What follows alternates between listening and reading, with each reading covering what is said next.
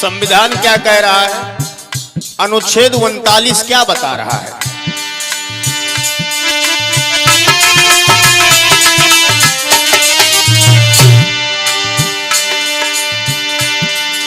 स्त्री पुरुष सब को ही मिले आजीविका के जो साधन हैं। बहुत अच्छे। सामूहिक हित हो जिसमें बांटो सारे जो संसाधन।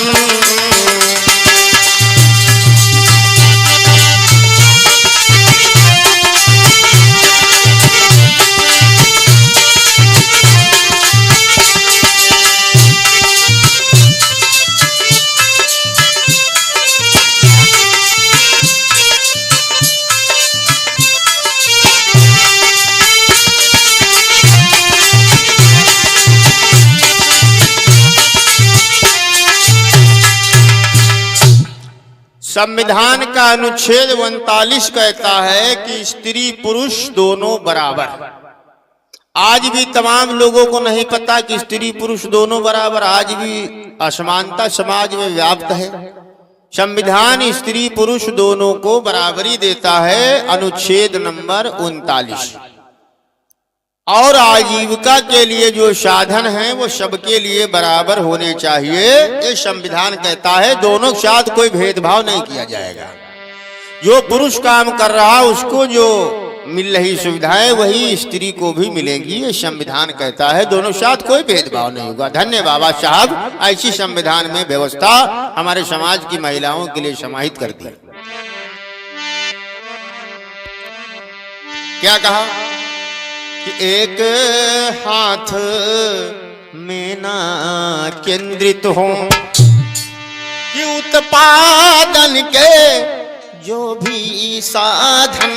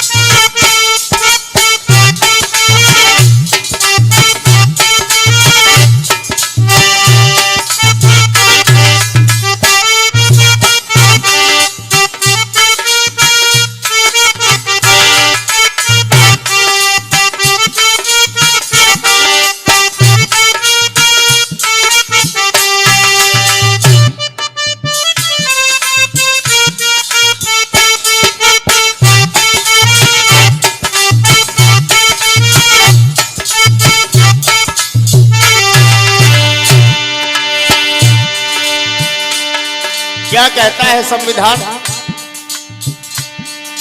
कि एक हाथ में जो संसाधन हैं वो एक हाथ में नहीं रहने चाहिए, सबके पास होने चाहिए।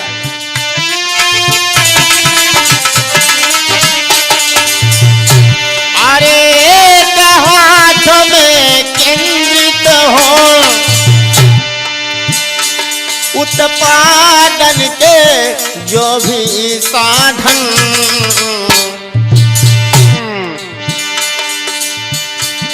नर नारी कार्य करें कोई, वही मैं जो पहले बता चुका। नर नारी कार्य करें जो भी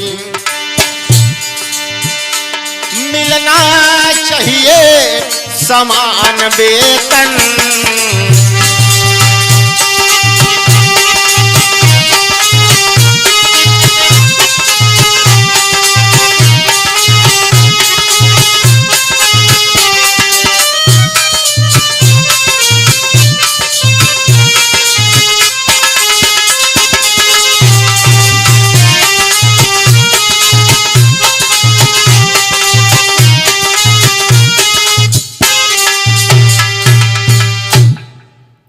एक हाथ में केंद्रित ना हो उत्पादन के जो हैं साधन, और नर नारी अधिकार करें तो मिलता समान ही है वेतन। संविधान का अनुच्छेद 39 ये बता रहा है। अब संविधान का अनुच्छेद 39 और क्या कहता है कि जो कर्मचारी सरकारी कर्मचारी हैं उनके लिए 39 नंबर अनुच्छेद आप देख सकते हैं कि कार्मिकों के स्वास्थ्य का ध्यान रखे सरकार, स्त्री पुरुष बच्चे न करें हानिप्रद रोजगार। 39 नंबर बड़ा महत्वपूर्ण है देशवासियों संविधान का। क्यों? क्योंकि ये कह रहा है सरकार ये ध्यान रखेगी कि कोई स्त्री पुरुष बच्चा हानिप्रद रोजगार नहीं करना चाहिए। हानिप्रद रोजगार का मतलब क्या? हानिप्रद रोजगार का मतलब भैया घर की पन्नी वाली, भैया मनोज पन्नी वाली, ये हानिप्रद रोजगार ये लोग आज भी कर रहे, तो संविधान का उल्लंघन हो रहा। अब 39 नंबर क्या कहता कि सब बच्चे उन्नति करें, मिले माहौल अनुकूल, शोषण उनका ना होवे कभी न जाना भूल। ये सब 39 नंबर संविधान का अनुच्छेद कह रहा।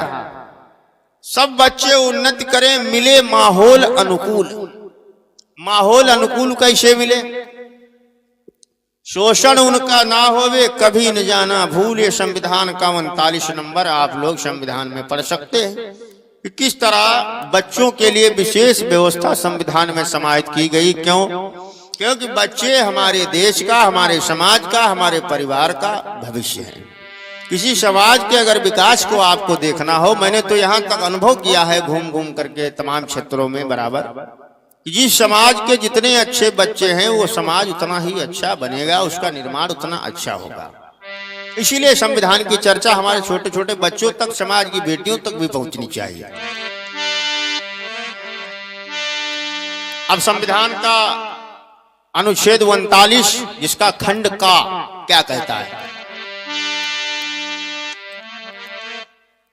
ध्यान दीजिए, सुनिए और समझिए। क्या कहा कि न्याय सभी जन को मिले मेरे भैया। सारे लोगों को न्याय मिलना चाहिए। न्याय सभी जन को मिले मेरे भैया,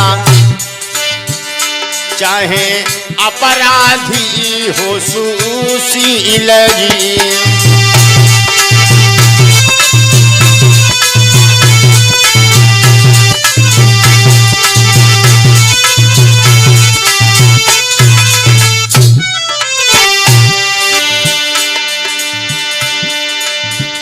संविधान का 39 नंबर खंड का कह रहा कि सबको न्याय मिलना चाहिए, लेकिन कैसे न्याय मिले है? बिन पैसा न मिली है न्याय, सो गरीबों का करी हो। न्याय सभी जन को मिले मेरे प्यारे। जैसे कोई आदमी अपराध करता है तो उसको अपराधी कहा जाता है, लेकिन संविधान कहता है उसको भी न्याय मिलना चाहिए। न्याय सभी जन को मिले मेरे प्यारे, चाहे अपराधी हो सुशील जी।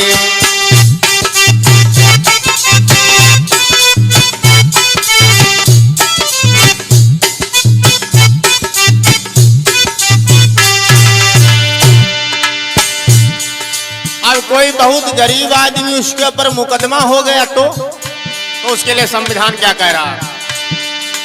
कोई बहुत दुखी या नहीं मेरे प्यारे, अरे मिले सरकारी वकील जी।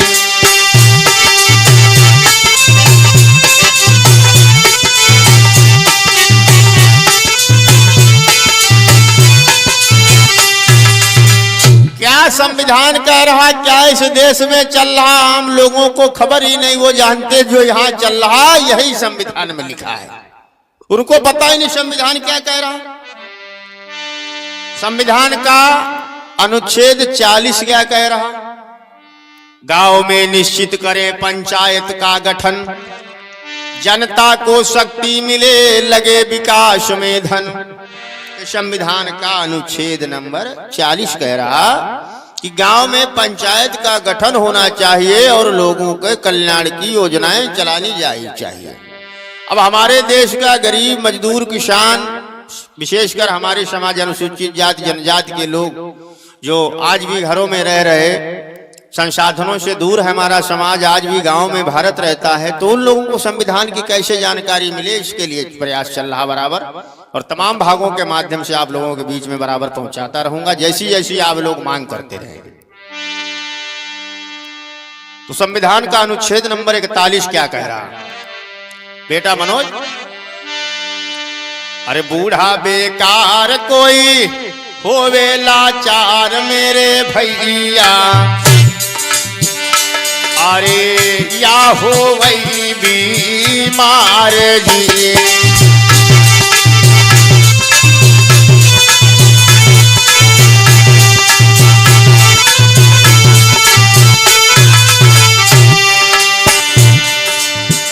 कोई बूढ़ा आदमी, कोई बेकार आदमी, लाचार आदमी अगर है तो उसके लिए संविधान क्या कह रहा, ध्यान दीजिए। मिलई सहारा इनको भी बर्मा जी,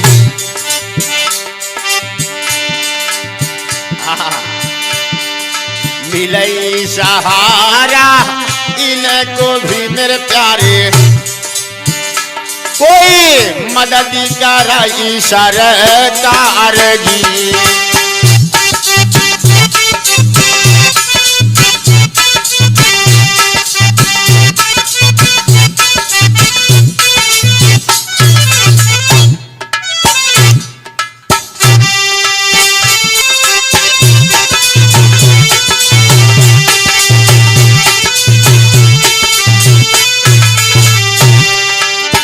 कितना प्यारा संविधान, हर मर्ज की दवा इस संविधान में है। आज हमारे लोग अलग अलग ढपली, अलग अलग राग बचा रहे, संविधान को बचाने का प्रयास करिए। दुनिया से प्यारा अपना देश है मेरे भैया, कोई सुनऊ लगा के भैया कान जी।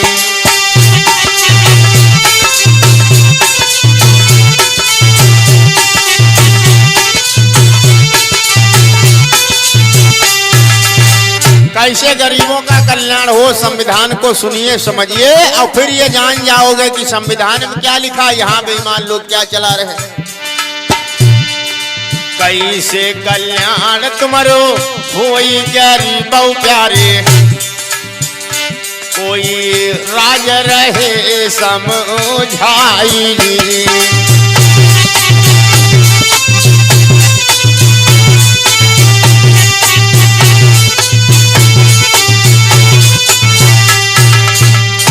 संविधान का अनुच्छेद नंबर 41 कह रहा कि कोई अगर बूढ़ा, बेकार, लाचार, कमजोर है, बीमार है, तो उसको सरकार उसकी मदद करे।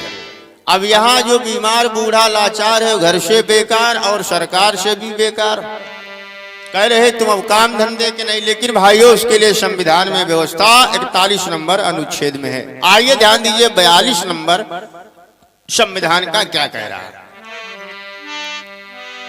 कि अच्छा सुविधाजनक हो कार्यालय में काम, गर्भवती महिलाओं को मिले विशेष आराम।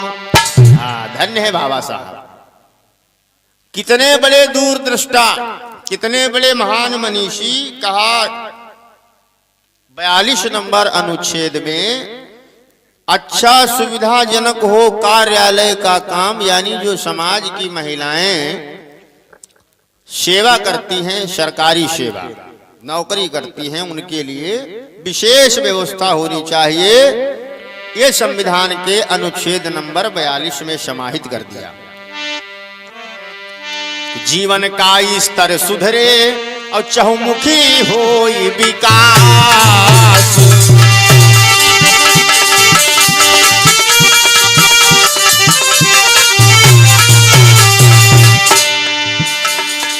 संविधान का अनुच्छेद 43 क्या कह रहा भैया रणवीर राणा?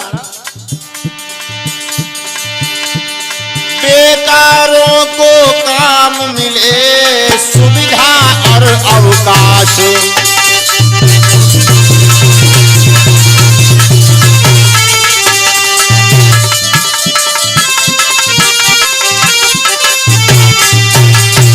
संविधान का अनुच्छेद 43 कह रहा कि जीवन स्तर सबका सुधरना चाहिए, चारों तरफ विकास होना चाहिए, और जो बिना काम के बेरोजगार हैं उनको काम मिलना चाहिए। लेकिन कैसी हमारे देश की व्यवस्था चल रही, बेरोजगार आज हमारे देश में बढ़ रहा, बेरोजगारी बढ़ रही, बेकारों को काम नहीं मिल रहा, सुविधा और अवकाश को तो छोड़ दीजिए। कैसा संविधान, विचार करना पड़ेगा। अब अनुच्छेद 43 का खंड का और खा क्या कह रहा है कि उद्योगों के प्रबंध में हो मजदूरों का हाथ, सहकारी समिति का स्वरूप खिले साथ ही साथ। संविधान का अनुच्छेद 44 कह रहा कि जितने भी देश के नागरिक हैं, तो 44 नंबर संविधान का क्या कह रहा कि हैं देश के जितने नागरिक, कोई भी किसी भी जाति का हो, किसी भी धर्म का हो, किसी भी संप्रदाय, किसी भी पंथ को मानने वाला हो, वो भारत देश का अगर नागरिक है तो संविधान का अनुच्छेद 44 उसके लिए क्या कह रहा है कि हैं देश के जितने नागरिक, और जो देश में करते निवास है।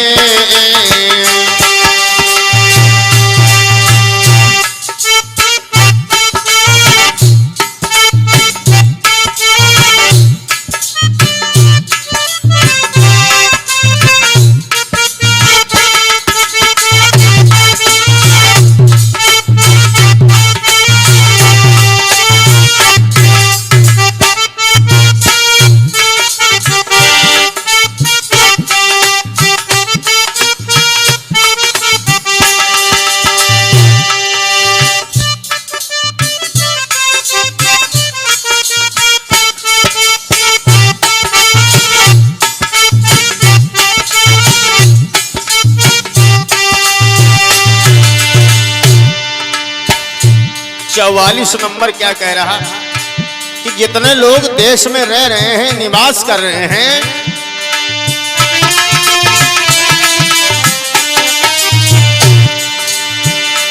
है देश के जितने नागरिक, है देश के जितने नागरिक, हर देश में करते निवास है, और समान सिविल संहिता पालन, और समान सिविल संहिता पालन के होने चाहिए, ये प्रयास है।